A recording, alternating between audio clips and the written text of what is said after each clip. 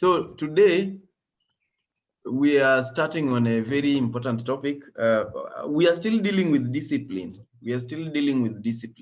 But our discipline today will focus on how we handle negativity.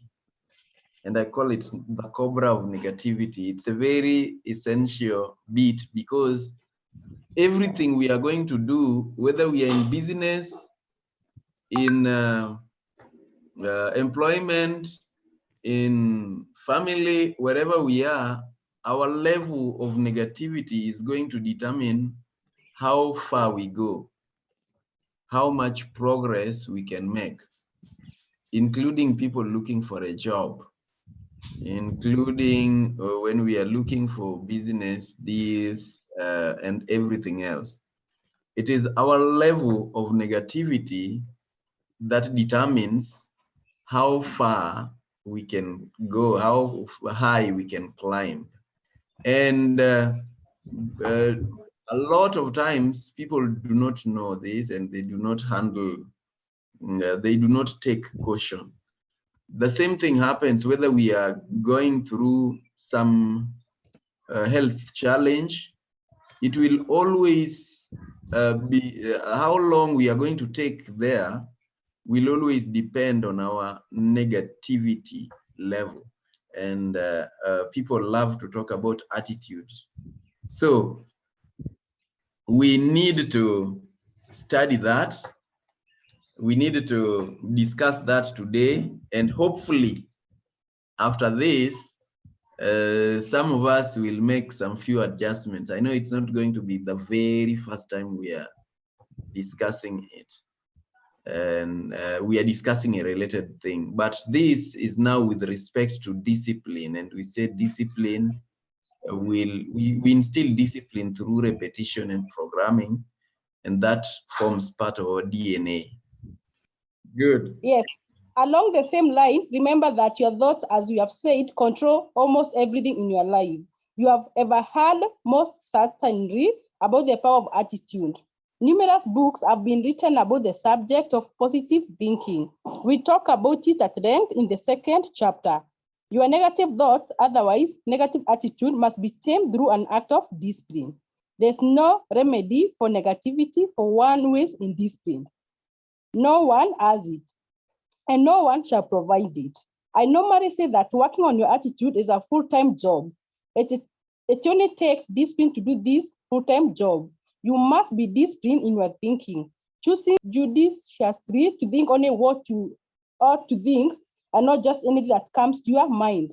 Thinking is such an important work that cannot be left uncontrolled. Discipline is the right tool for this. I guess you are now starting to understand why being must precede doing. The normal function of a human mind is that thoughts of all kinds shall come in, negative and positive. You choose which you will ultimately accept into your control room. That is your subconscious mind. If you choose to, and with practice, you can have a strategy that you immediately summon into operation whenever unwanted thought crosses your mind.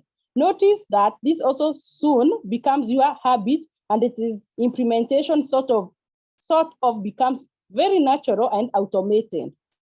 Interesting. That is the same formula to get rid of negative thoughts in your life and start becoming positive. The same way you learn to type or play a piano or drive without much thinking, or it's the same way you learn to type or play a piano or drive without much thinking. The author of Chicken Soup for the Soul, I think it's a book, Mr. Jack Canfield, read it in his book, Success Principles, a story where in their company they wanted to end negativity. They decided that every time someone uttered a negative statement, it would be fined a certain amount of money, and everyone religiously complied. By the end of a year, the sum would be used for charity. At first, people caught themselves in such situations that warranted fines and much money was collected. But over time, as the mind started relating negatively with debits in their pocket or bank account, less and less people were caught, and finally, there was no element of negativity in the whole company. Discipline is the foundation of it all. Disciplined thinking. One way you can deal with this is the use of affirmations. Trying to switch your mind immediately you catch yourself dwelling in negative emotions to something positive through affirmation to the contrary. For example, if you started falling into self-pity and dwelling on how miserable you are, upon catching yourself, you could start saying aloud, I'm blessed, I'm happy, I'm unique, I'm talented, etc. And you can start counting your blessings, achievements, and successes. Whatever make you happy. And you can start counting your blessings, achievements, and successes. That is, whatever may make you happy. See it and feel as you say it. Your mind is soon going to respond and your feeling will follow. Another way is to use your imagination and start thinking of something you love. There are several ways of dealing with this. Whatever works for you, do it. It should be something that uplifts your emotions and makes you feel good, not negative intentions as some people would, just disciplined, positive habits. Thank you very much, Monica. That is it. That's where we need to reach. If we start that second one, the following subtopic, we may read up to 7:40. It's longer. Yeah, great. Maybe welcome all the people who've just joined us. We can start contributing. Good to see my friend Geoffrey. It's been a while. Yeah, great, good. Welcome, Norbert, Richard, the rest. So, as we started at the introduction, every result, and I mean every result that we get will always have will always be influenced by our level of negativity or positivity. That's the way it works.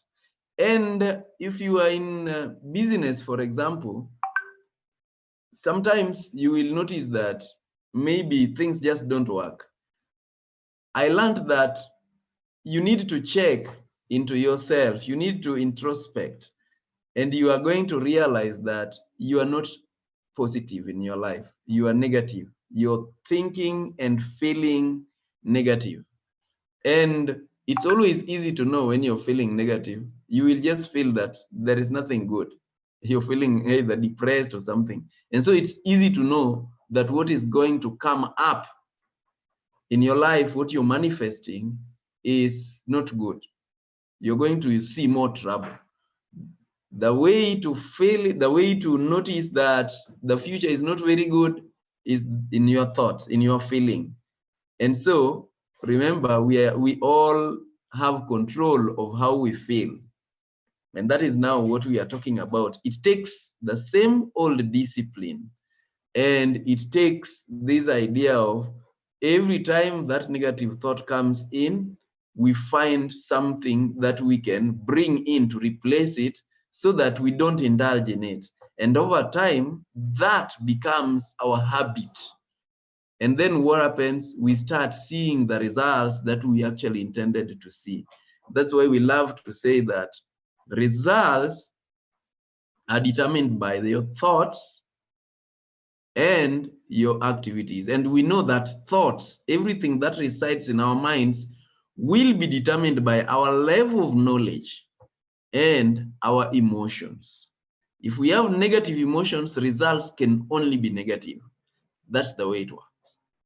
I love to say also that the word emotion has that motion part, which means movement or activity. It is what causes things to work.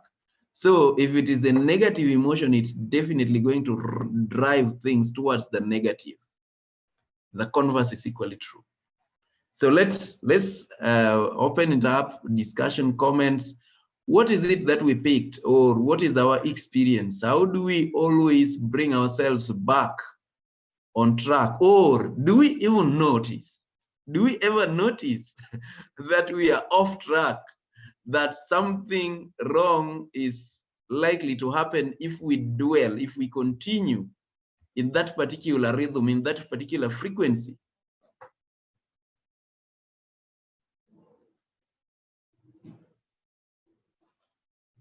Yes. My pick out for the day first is this statement. I guess you're now starting to understand why being must precede doing. So there's so many, I listened to so many interviews, and there's something that Mike Tyson said. The interviewer was asking him, okay, so when did you know you're going to win this? And he said, I knew I am going to win it the moment I started thinking and seeing myself as a winner. I have already won it. You get me? So whatever you feed your mind is definitely the results that you're going to get. The other day, I think 2 days ago, I was talking to someone and I was telling this person, Job in the Bible comes and says that whatever I feared most is what has befallen me. You get me? So he fed himself so much with, what if my children die? What if my children are sinning before God, so I have to offer an offering? What if this happens? What if this happens? And then because of that fear now opened a gateway for whatever he was fearing to come and happen in his life. So at the end of the day, how you can bring yourself from the negative thoughts is more of what you're feeding yourself. So the Bible says that out of the abundance of the heart, the mouth speaks. You're going to speak what you're feeding yourself more. What you're thinking comes for what you're thinking comes from whatever you're feeding yourself, and then it's going to affect how you're talking. So you realize that people who feared COVID the most are those people who used to watch news and they're like, oh, how many people are dying? Oh, they're saying this number of people are dying. So they feed themselves with so much negativity, and in return, they start talking, they start talking about dying, about them getting COVID. You get me? But at the end of the day, you'll realize that people who were not thinking so much about it, were not even giving it a thought, like they're living their life. You get me? This is what I fed myself. I know that I am well. I know that there's no Egyptian disease that is going to follow me. Then at the end of the day, it didn't get to them. So being precedes doing. For you to be successful, you have to be it first. You have to live it first before you be it. So another example, I would use Esther in the Bible. Esther was also Hadassah, this lady, the slave girl. For 1 year, he went through intense training also to change his thinking, because you definitely cannot be in the palace as a queen and still have a slave mentality. No, you have to have a queen mentality, think like a queen, then be able to get to that palace and rule as a king and not a slave. Thank you. Thank you. I love the idea that you're bringing the example of COVID. I've said this numerous times, that when COVID was said to have come to the world, starting from Far East, and I could see fear gripping people, panic mode, and all sorts of things. I kept talking about the need to stay calm, the need to think that which we want, not that which we don't want. And my prayer was that the world would come to this realization that we can get rid of COVID in less than 2 weeks by just focusing on something else. And a good example is the locusts. The locusts were invading people until COVID came in, and then they started working from home, you see. So that is when I developed, I recorded some talk, a short clip on fear, or the truth about fear. That's the way it was called. Because I knew with this, more and more people are going to die, not because of COVID, but because of the mental COVID. And the same thing has happened to people who kept fearing that their businesses are going to be closed, or they are going to lose jobs, or all sorts of things. Actually, yesterday, I was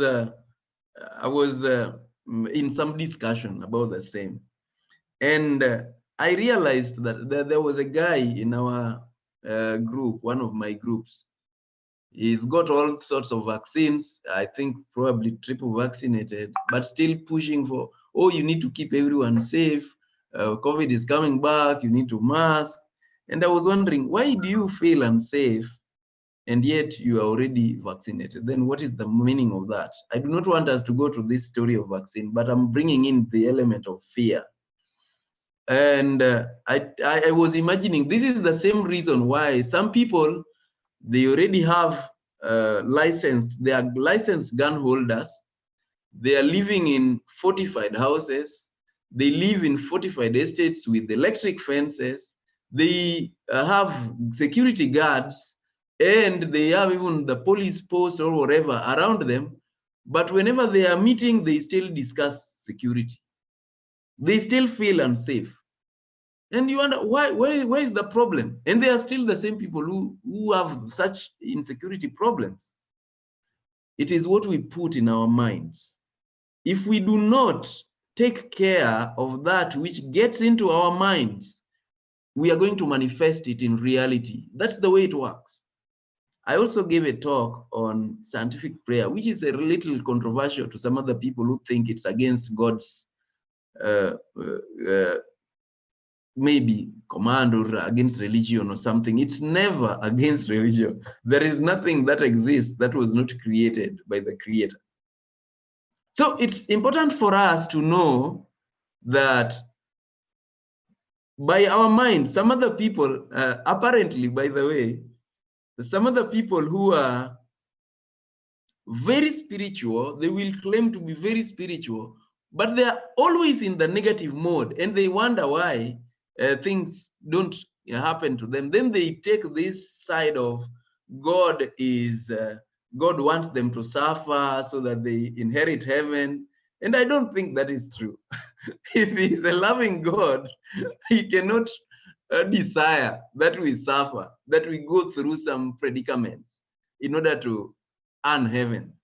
It cannot be like that. It doesn't go, it doesn't rhyme with the philosophy that God is good all the time. You see? So we've got to know that a lot of our problems, we create them through that which we put in our minds and we allow to reside there. And so using your discipline, you come up with a method or a mechanism that you always summon to action.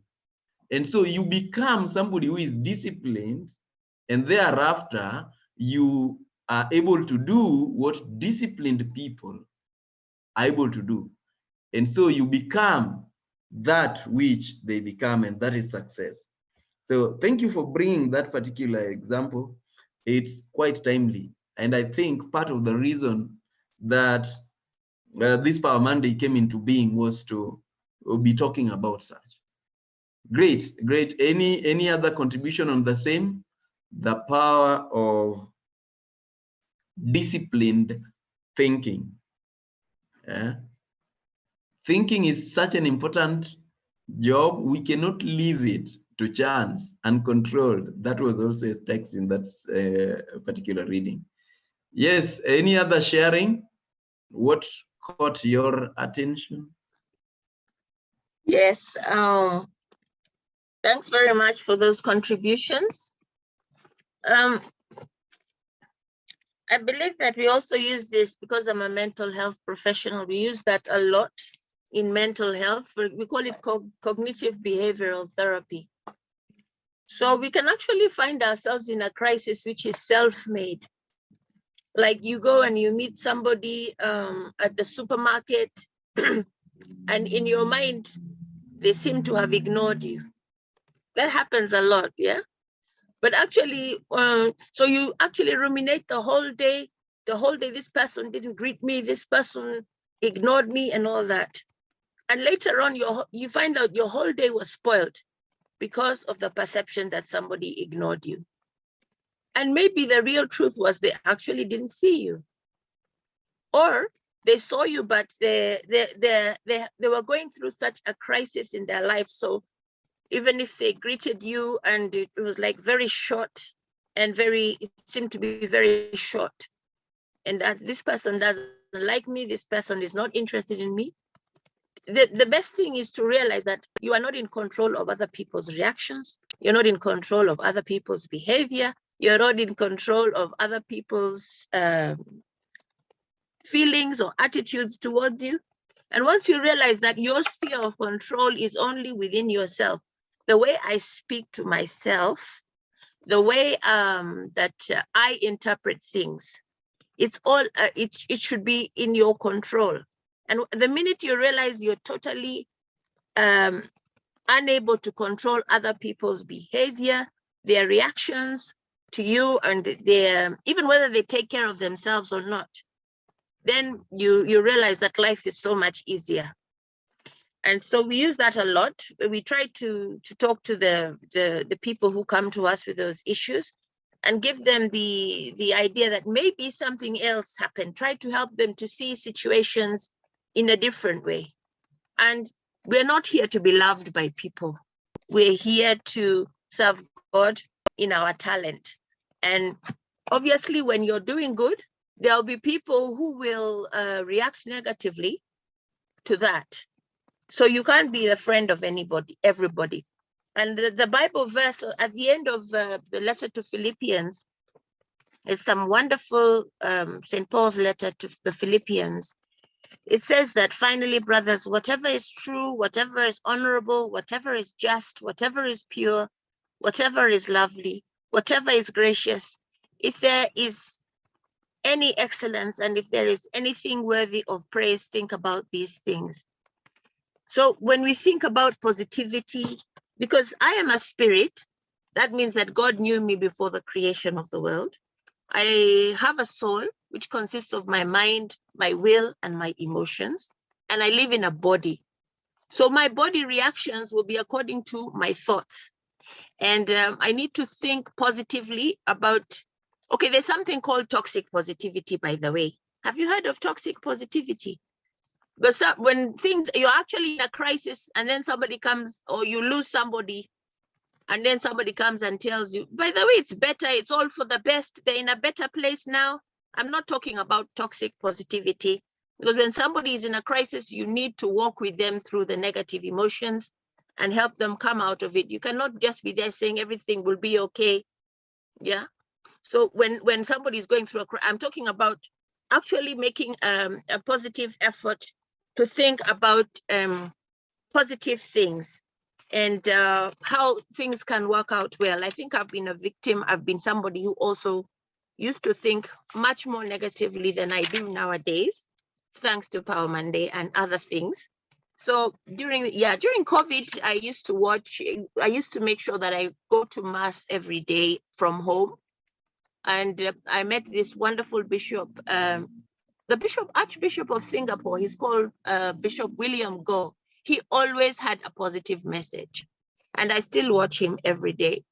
And so surround yourself with positive people, identify positive people, stay away from negative people, and also people who are toxically positive, people who come to quote the Bible when you've lost somebody and that kind of thing.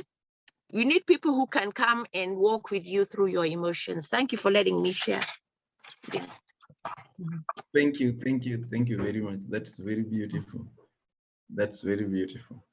Yes, there is a way that when we do not control our thoughts, then we must be ready to accept our reality, because they form part of our reality.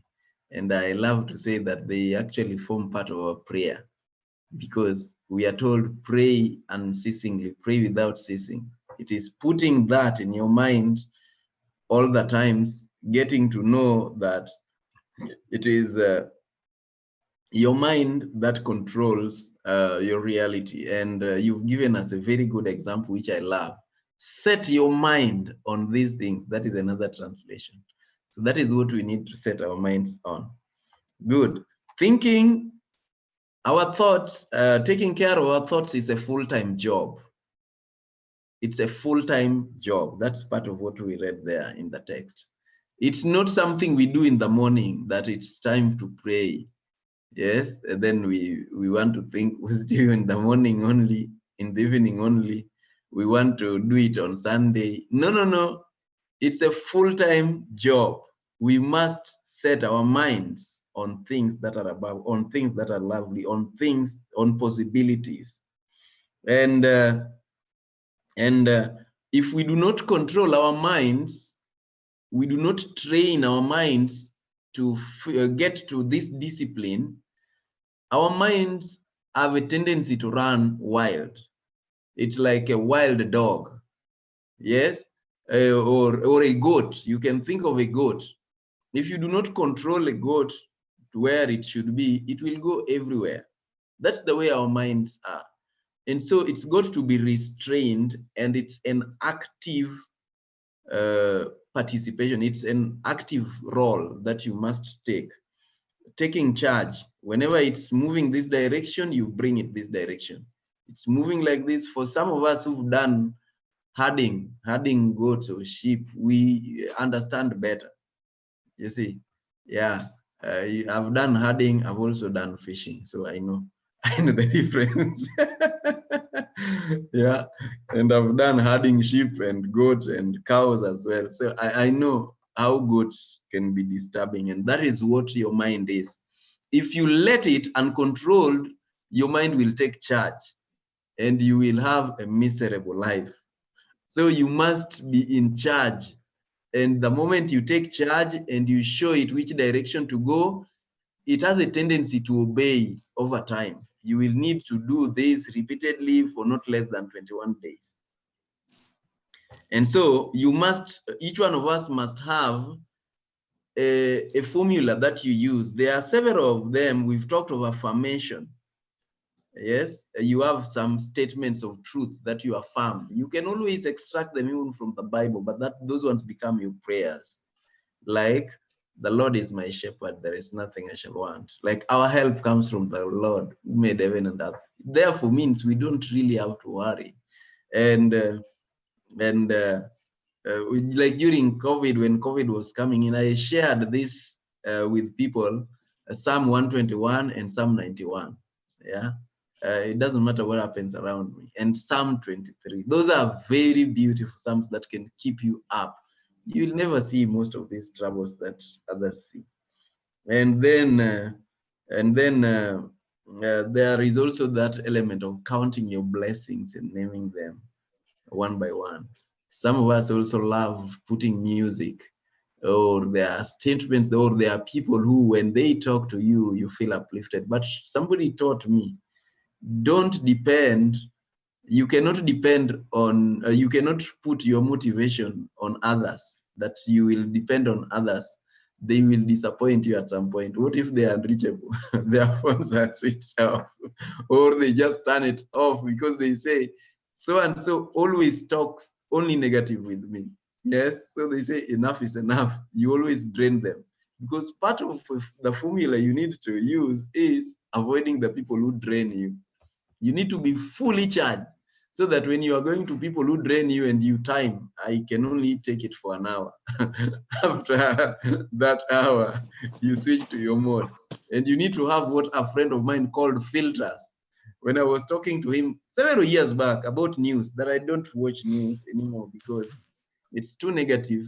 And by the end of the day, you can even feel depressed. He said, nowadays I have filters. I only pick what I want. And I've never reached that level of having filters, because I know if something is repeated many times, it becomes a reality.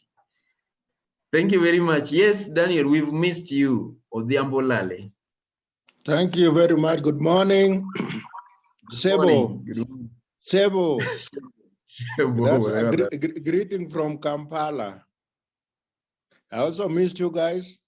And thanks. This topic is so close to my heart. In fact, I like the what do you call it? The power of positivity, positive mind. And I like even what Ed said about the toxic negative toxicity, and also on positive. When I was in Kampala, greetings from there. I went to an island where my late uncle was a chief. I had visited him 32 years ago. And while I was there, I was just seeing OPP, because that place is just fishermen everywhere and women. And relating it to now, I could just see how out of all of them, maybe one or two can come out to be an OPP. Most of them they get into that industry, and they don't think outside the box. Relating to talk about the mind, power of the mind. On my way there, you remember our colleague Aloysius invited me to go and attend the Martyrs' Day. I was there. I'd set my mind when I left Kenya that I was going to go for it. But when I got to Kampala, on the eve of the day, I watched TV, talk about toxic, negative, something that is like negative news. This one was not that it was negative per se, but then on the screen, they were showing live. They were showing these hundreds of people, thousands of people who are heading to the venue. And then there are so many police with their guns. You know, Uganda is a police state. So you could see police in vehicles, police walking, and then they're showing us avunjas. So psychologically, I was not prepared for that. So by the time I was going to sleep, I'd already switched off my mind that I was not going to go to meet that big crowd, and especially the police.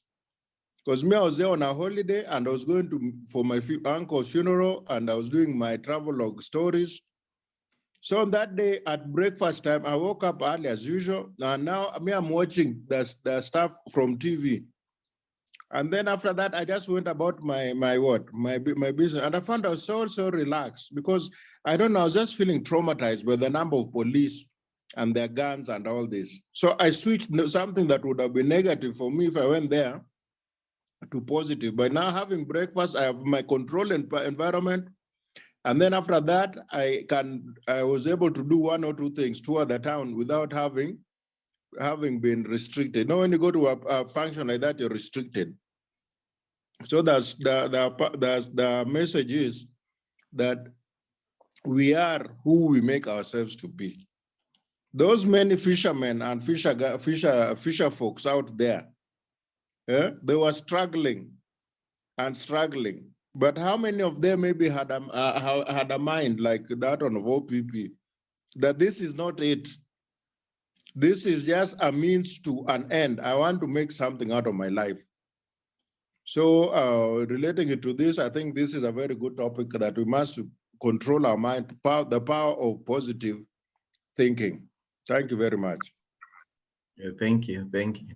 Yeah, Power of Positive Thinking. It's a great book that was written by Dr. Norman Vincent Peale, who was also a pastor. And it's one of those books that has been quoted year in, year out by many people. Apparently, people quote it, but many people know what to do, but they don't do it. That's why we are talking of discipline. You must make that choice that you're going to do it, and you do it, and you do it, and you do it again and again, and then it becomes part of you. You see, even after all this discussion, if we do not make a decision to take deliberate steps to put this into action, we will be the same. And when I talk of personal development, and Power Monday is about personal development, the question is whether we are growing. Are we growing?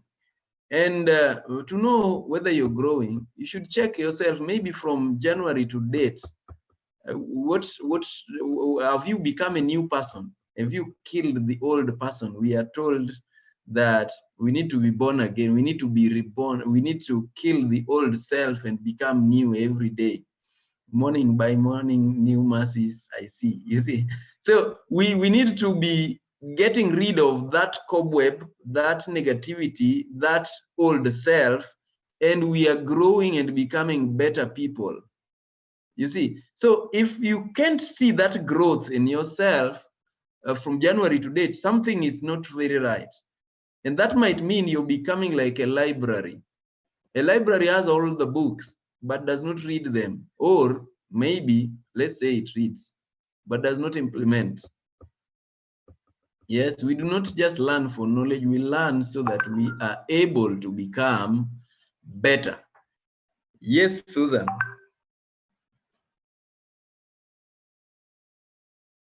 Morning, everyone. Good morning. Good morning. Yeah, when that section of the book was being read, what came into my mind was knowledge. And then I was like, oh, I remember my experience. I'm a person who dreams a lot. In fact, if there's a part of my life that I need to work on, it's understanding dreams and knowing how to interpret them. So at times they were really controlling my day. And I was like, how do I handle this? You talk to this person, nobody knows how to handle the situation. Until I mastered this, the prayer of St. Michael, the Archangel. So with that, whenever I wake up and I found that, oh, I was having a horrible dream, I attack it with the prayer of St. Michael, the Archangel. In fact, I don't even make the sign of the cross. I just start it straight away. And then from there, I get my peace. The day is never disturbed by what the dream was. Then as time goes by, I came like, I need to evaluate how my day goes, or why do I get such dreams? Then I said that, those ones will consume my energy more. What is important is I've had the solution. The solution is wake up, find myself that I was having a horrible dream, and Michael the Archangel. And then I tell God, thank you. And then the other part that I experience of encountering negative thinking was, I'm working on a right path, I'm doing everything right, I'm thinking I'm disciplined, and then all of a sudden something negative crops in. Then I was like, why? Then I came to learn that negative thoughts or results come to attack the discipline that you are in. I manage it because I always know I'm on the right track. Something comes to disrupt the right track of thinking or of action. I just say that I know I'm achieving this, because if this would have not come at this moment, I would have not known how far I am to the results. So I've used that for most of the time when I'm on a track of action, and then something negative comes in my thought or a reaction in terms of something to handle, I always say I'm next to the results. So with that click of mind, I'm next to the result, keeps me on track. And then it's like, that was just, I use that negativity to be an alarm to tell me you are almost to the result, you are almost getting through. And now with that, I get more energized, and I have used it several times, and I'm happy because it always make me know that I'm on track. Thank you. Beautiful. Yes, you found a formula that when you encounter a failure, you tell yourself success is the next, which is very beautiful. And people in sales apparently need to be using that every no means next opportunity, and probably the next opportunity is the one for success. Again, by the way, it's good for us to note that we may want to avoid negative people while we are the negative ones. Yes, so we also need to know whether we are carrying negativity around so that people should avoid us. Yes, we are the plague. And sometimes when we are praying for something, it doesn't happen, check yourself, you'll realize that you're complaining. You're complaining. How come it's not happening? How come I've been praying all this while and it's not happening? It means you are really complaining. And God has a habit not to award complaints, not to answer prayers of complaints. That's what happened with the Israelites in the desert. They kept complaining, despite seeing everything that God was doing. At one point, they said, "We want meat." We were eating meat every day there, and then God told them, "Now you will eat meat tomorrow." Somebody said, "Sasa, where will meat come from? Yeah, even if we killed all, but then they are trying to guide God, and that is what we always try to do. We try to advise the creator or the all-knowing on a solution, and then we don't see it, and so we start getting stressed, we start getting negative. Where can I get the money, enough money to pay these bills? And you start imagining you don't have a way, and you do not want to surrender and have peace in your mind that all things are possible. There is a song I encountered so many years back, and I loved it, and I still use those phrases. I have a dream. I have a dream by ABBA brothers that says, I believe in angels, something good in everything I see. So when I see trouble, I can also tell myself something good in everything I see. If we choose to mine the gold inside that trouble, we will probably always find something good there. And we must put this particular formula into action enough times so that it forms part of our habits, and that's the way we develop that discipline in thinking. Yeah, great. Thank you, Susan. Yes, Hassandi. So I was listening to Les Brown, and he said that in his office, nobody tells him anything until after 10 a.m. Why? Because he feeds himself. He has to condition himself for the day. So if you come at 10:30 and tell him, maybe this show has been canceled, or this has happened, or this has happened, his mind already is built to receive whatever negativity is coming. He is being told, and then he is able to handle it with the right emotions. So that is not going to mess up his day, because I mean, in the morning he was busy feeding himself with positivity. He was busy building his muscle for the day. So I think when we wake up in the morning, like for me, when I wake up in the morning, my mornings are my time with God, feeding on God, feeding myself, feeding my emotions, my spiritual life and everything, just in preparation for the rest of the day. So I tend to believe what you do in the morning really influences the rest of the day, and what you listen to in the morning. So what do you listen to in the morning? Because you won't tell me that you wake up in the morning and then you switch on news and the first thing is there were 3 accidents on whichever road and whichever road and whichever road. First of all, that one has already destabilized you. So wake up in the morning, feed yourself, and then after that, face the day. And I kid you not, it works. Thank you. Beautiful. Sweet hour of prayer. There is that song, and people talk about sweet hour of prayer. We've got to know that there are 2 instances in our lives that are very, very critical. And one is just before we sleep. So it's not just in the morning, but also before we sleep, because that which we read and watch or discuss or we meditate on just before we sleep is part of what is going to form what our minds will process the whole night. So if we dwell on negative things just before we sleep, we are going to have our subconscious mind is more active when our conscious mind is asleep.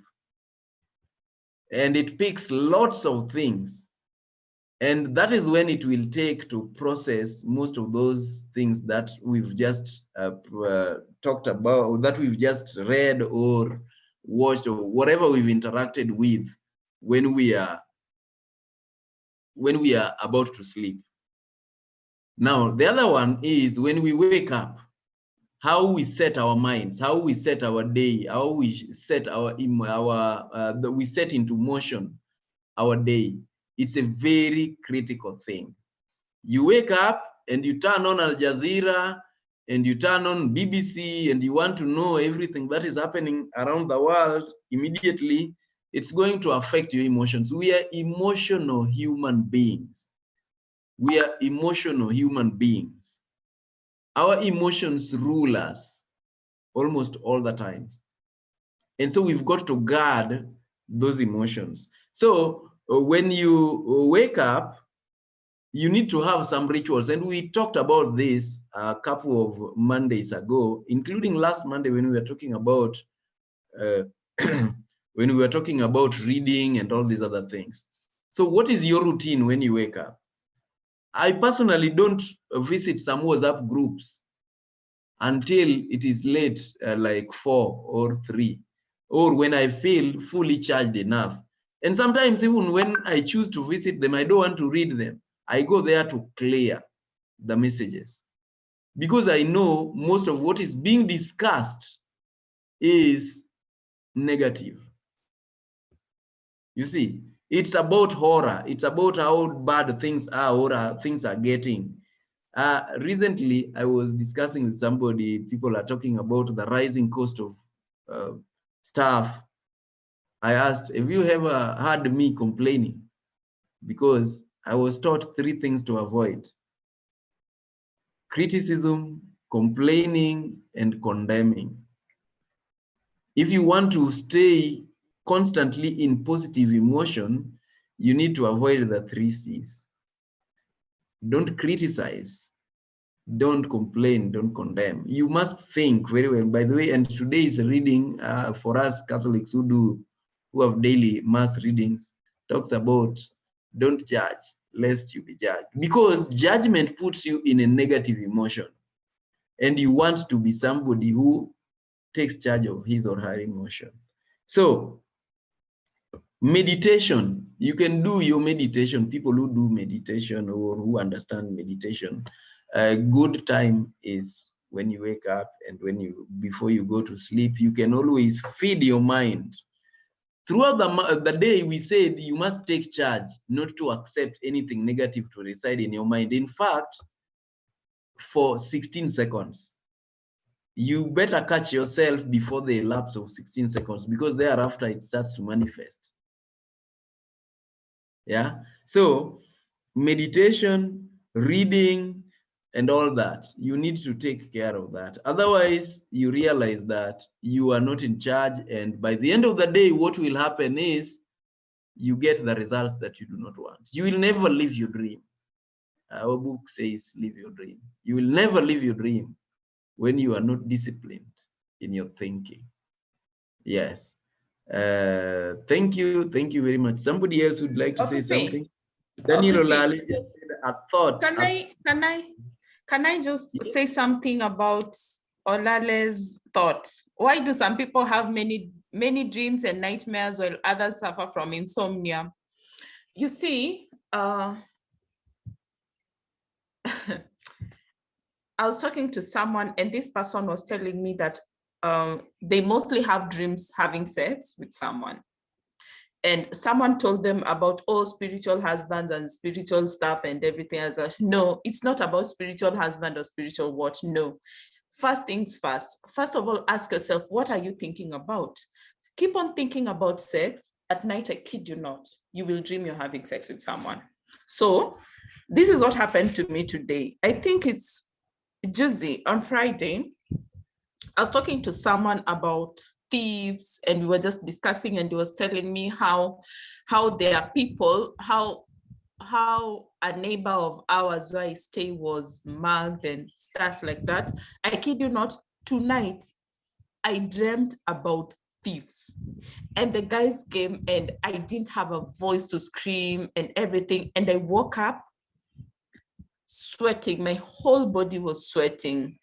I woke up, definitely I prayed. I mean, the Bible says that my people will live in safe and secure places. So I just, like, I declared that scripture, and then I went back to bed.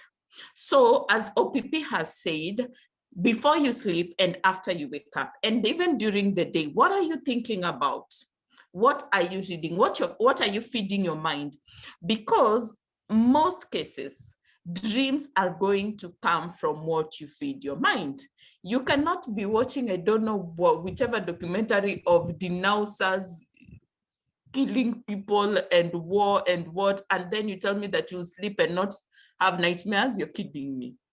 So watch what you're feeding yourself. Watch what you're feeding yourself, because but there are very many times dreams are just whatever you're feeding yourself. And that is why you'll see children,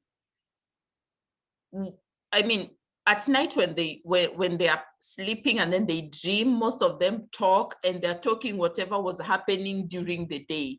It's more or less a continuation of their day. So in dreams, nightmares, whatever it is just a matter of what you're feeding yourself. Thank you very much. I wanted to actually say the same, that if you watch horror movie, you cannot expect sweet dreams. It doesn't work like that. And by the way, this is serious. I don't know how people tolerate horror movies and that becomes their food every other time.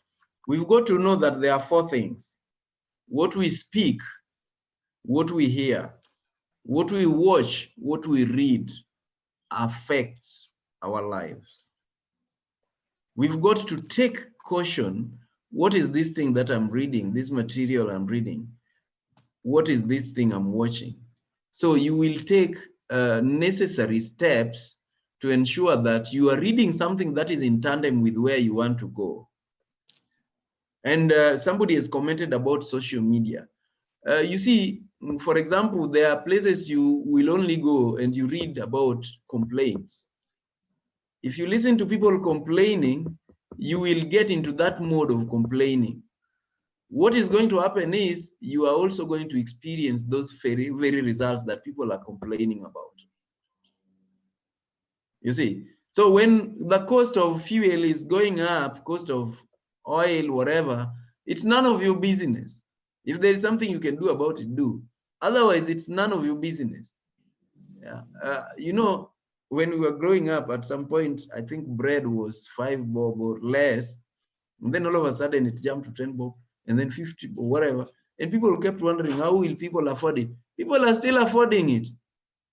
And even if fuel reached 500 a later, people will still afford it. So it's none of your business what is happening around you. You focus on what you want and get to know that there is a way life works. If you not complaining about it, things will just work for you. Things will just work on your side. You will be able to afford everything because the Lord is your shepherd anyway. Yeah, is it too expensive for your provider? Imagination. What is it that you imagine? When you imagine stuff, that is a way of creating them. And that's why when you read things, you are going to imagine them. When you speak about things, we say words, the mind thinks in pictures. And so when you imagine, when you read something, you can imagine when you're reading a book, you're actually visualizing that video working, playing in your mind. So the mind doesn't know the difference between what is happening right now and what happened a long time ago or what is going to happen. And remember that it always appears uglier in imagination than in reality. And that is something that will bring us fear.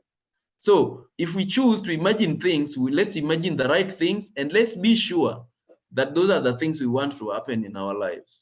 Because imagination is power. One Einstein, Albert, said, imagination is everything. You imagine things, they come to pass. Everything that has ever been created. So imagination is a very good tool to bring in when you are dealing with your negativity. And I assure you people, you can practice this even for 3 days only and see what is happening. Practice it even for 1 day. repeat the same, you will realize that something is drastically changed. That's the way life works. There is no any other way. You see, it doesn't matter. You can go for keshas, you can go for all sorts of retreats, you can look for God in the mountains, but if you do not follow these simple steps, nothing is going to happen, because the law of gravity stays. The same way these laws will stay. What you fear will persevere. What you complain about, what you think about and talk about will come about. So don't talk about troubles. Don't talk about all sorts of bad things that are happening. Don't complain. Please stay in the right frame of mind. And more so when you are, even when you are going to do a business, talk of your business positively. I have affirmations for my business, and I keep learning others every other time. Not long ago, I learned that I provide magical services for a magical pay. That makes you feel nice. You see, I later added another one, that I acquire wonderful customers in a wonderful way. I give wonderful services for a wonderful pay. And somewhat things just open and we keep living on and no complaints. Let's take charge of our minds. Anybody with a question, a comment before we close? We have 1 minute. Yes, I have something to also share. Yes. Yeah, this is just thanking the group for your support and your prayers.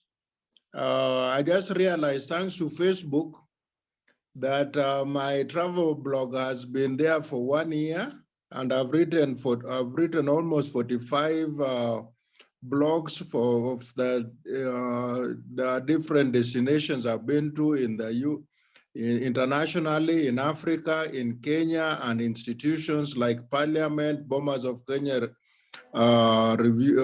Conference, among others. And that is where now this topic again, I just love your topics. They're so relevant and pertinent. The power of the mind. When I started this project, it was during the Olympic Games. And I was just wondering, I was just getting bored with watching Olympic Games, seeing foreigners. I was not seeing any Kenyan winning awards. And then, all those sports of theirs. So I said, why don't I just try writing? So I started writing, remembering my trip to the United States to cover the Barack Obama's elections, 2009. And I wrote almost 2,000 words that night. And since then, I've been inspired. And that it just shows that our mind, we are those who limit our minds. There's so much we have in our mind. So those 42 destinations, most of them, except here, Kampala and Jinja that I'm working on now, have been historical. And it just shows that if we put our minds to it, we'll be able to do so much. You can imagine this is just historical memory. What about now writing about what is happening now? Or for those who like fiction, imagination, the same thing you're saying about imagining about what you want to do tomorrow. So the mind is so powerful. Let us not be like, let us not use it, let us not allow it to be an umbrella that is closed. An umbrella is useful when it is open because it will save you from the rain and also very hot sunshine. Thank you. Thank you very much. Yes, so next week we are going to discuss about disciplined focus. That is our next subtopic, and we will of course read the text. For those who may want the book, just side chat me, and then for those who are here and you are not in our WhatsApp group, you can always side chat me, and if you'd like to be in our WhatsApp group for Power Monday, my number is there down. I'm typing it, and my name is there. If you had people calling me OPP, it's Otieno Paul Peter.